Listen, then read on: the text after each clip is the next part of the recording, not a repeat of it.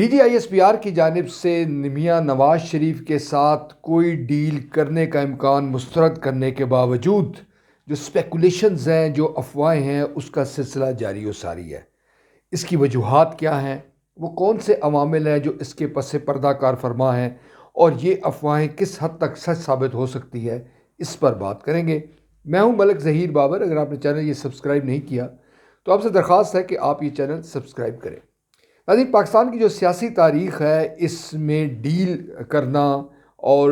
قانون سے ہٹ کے بات چیت کرنا کوئی انہونی بات نہیں ہے۔ خود سابق صدر پرویز مشرف صاحب کے دور میں میاں نواز شریف صاحب کس طرح سے خاندان سمیت جدہ گئے، یہ بھی ریکارڈ پر موجود ہے۔ اسی طرح سے یہ تاثر عام ہے کہ پاکستان میں اقتدار سے محروم کرنے اور اقتدار کے حصول کے لیے کچھ مکا کیا جاتا ہے۔ میاں نواز شریف کا معاملہ یہ ہے کہ وہ اس پر اعتراضات اٹھاتے چلے آ رہے ہیں کہ ایک طے شدہ منصوبے کے تحت ان کو اقتدار سے محروم کیا گیا۔ کیوں نکالا؟ ان کا جو ڈائلاگ تھا یا جو ان کا نعرہ تھا وہ بڑا مشہور ہوا اور مخالفین نے اس پر طنز بھی کی۔ اب جو زمینی حقائق ہے وہ کیا ہمیں بتا رہے ہیں؟ اس وقت پاکستان تحریک انصاف کی جو حکومت ہے وہ یقیناً مشکلات کا شکار ہے، اور کنٹونمنٹ بورڈ کے جو الیکشن ہوں یا بلدیاتی الیکشن جو خیبر پختونخوا میں ہوں، اس میں جو نتائج آئے ہیں اس سے یہ نتیجہ اخذ کرنا مشکل نہیں ہے کہ پی ٹی آئی اس وقت غیر مقبول جماعت کے طور پر ابھری ہے۔ وجوہات کچھ بھی ہوں، کرونا وائرس ہو، حکومت کی پرفارمنس ہو، بڑھتی ہوئی جو مہنگائی ہے وہ وجہ ہو، مگر ایک بات طے ہے کہ عمران خان وہ وعدے پورے نہیں کر سکے جو انہوں نے عوام سے کیے تھے، عوام کی وہ توقعات پر پورے نہیں اترے۔ یعنی جو سب سے بڑا ایشو ہے اس وقت جو پاکستان کو درپیش ہے وہ معیشت کے حوالے سے ہے۔ آئی ایم ایف سے جو ڈیل کرنے کے نتیجے میں، آئی ایم ایف سے جو معاہدے کے نتیجے میں جس طرح اشیاء خرد و نوش مہنگی ہوئی ہیں، اس نے عام پاکستانی نہیں بلکہ جو مڈل کلاس کے لوگ ہیں اور جو بظاہر ہمیں متوول نظر آتے تھے، ان کی مشکلات بھی دو چند ہو گئی ہیں۔ کاروبار کے حوالے سے شاید ہی ملک میں کوئی ایسا کاروبار ہو جس سے وابستہ لوگ اطمینان کا اظہار کر سکے۔ جو سی پیک کا معاملہ ہے وہ بھی آپ کے سامنے ہے، اور ایک عام تاثر یہ ہے کہ سی پیک اس تیزی رفتاری کے ساتھ آگے نہیں بڑھ رہا جس کی بجا طور پر ضرورت تھی۔ اب یہ خیال کیا جا رہا ہے کہ کہیں نہ کہیں کسی نہ کسی شکل میں رابطے ہوئے ہیں۔ ایک عام تاثر یہ ہے کہ اگر رابطے ہوئے ہیں تو یقیناً جو سیاسی جماعتوں کے ساتھ جو اقتدار سے وابستہ لوگ ہیں ان کے جو رابطے ہیں وہ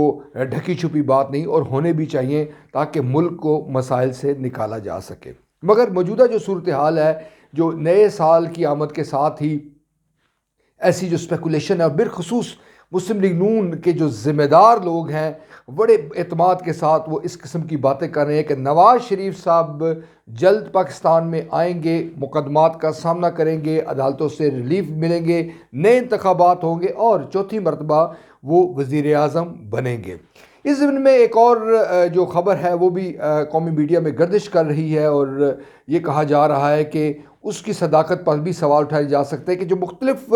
جو ہمارے غیر ملکی دوست ہیں، ممالک ہیں، وہ بھی اس میں شامل ہیں۔ کچھ ضمانتیں دی جا رہی ہیں، بات چیت کی جا رہی ہیں، اور یہ تاثر مضبوط ہو رہا ہے کہ چند لوگوں کے درمیان یہ بات چیت کا عمل جاری ہے۔ ناظرین، یہ چند جو ہفتے ہیں، آنے والے جو چند ہفتے ہیں، اس میں منظرنامہ زیادہ کلیئر ہو جائے گا، اور D G I S P R نے جو درست انداز میں کہا ہے کہ وہ کسی کی پارٹی نہیں بنیں گے، حکومت اپنا کام کر رہی ہے اور فوج کے جو ادارے ہیں وہ اپنا کام کرتے رہیں گے۔ مگر جو تاثر دیا جا رہا ہے اس کا جھوٹ ہونے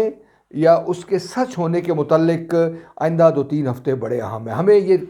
کسی طور پر نہیں بھولنا چاہیے کہ پاکستان میں انہونیاں ہوتی رہتی ہیں اور ہوئی بھی ہیں۔ یہ بھی ہم جانتے ہیں کہ یہاں پر افواہیں اڑتی ہیں اور پھر وہ افواہیں سچ ثابت ہو جاتی ہے۔ پاکستان کے جو بڑے سے بڑے حادثات ہوئے ہیں، یہاں پر حکومتوں کا جو رد و بدل ہوا ہے، حکومتوں کا آنا جانا ہوا ہے،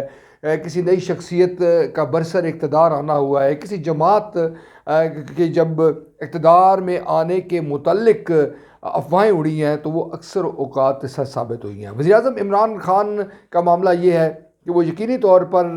ایک طاقتور وزیر اعظم کی حیثیت سے آئے تھے، مگر جیسے میں نے ذکر کیا کہ جو توقعات عوام کے لیے ان کے ساتھ تھی، عوام جو ان سے توقعات کر رہے تھے وہ بھی پوری نہیں ہوئی، اور اسی طرح جو ہمارے ذمہ دار ادارے ہیں جو توقعات وہ پوری کر رہے تھے شاید وہ بھی نہیں ہوئی۔ فیصلہ کن جو لمحات ہیں وہ آ چکے ہیں۔ ہو سکتا ہے، اس بات کا بھی امکان ہے کہ عمران خان ایک بار پھر سرخرو ہو سکتا ہے کہ عدم اعتماد کی شکل میں عمران خان کو ایک نئی مشکل صورتحال کا سامنا کرنا پڑے، جس میں ایوان سے اندر بھی تبدیلی آ سکتی ہے اور اس کے بعد اسمبلیاں ڈیزالو بھی ہو سکتی ہیں۔ مختلف جو تھیوریز ہیں وہ اس وقت مارکیٹ میں گردش کر رہی ہیں، مگر ایک حقیقت سے ہمیں کسی طور پر صرف نظر نہیں کرنا چاہیے کہ پاکستان کا جو جغرافیائی محل وقوع ہے وہ اس کو خود مختار فیصلے کرنے پر آمادہ یوں نہیں کرتا کہ ہمارے جو دوست ممالک ہیں، ہمارے اس خطے میں جو سٹیک ہولڈرز ہیں، ان کے مفادات کا تحفظ کرنا بھی پاکستان کی جو حکومتیں اب تک چلی آ رہی ہیں ان کے لیے یقینی طور پر لازم ہوا کرتا ہے۔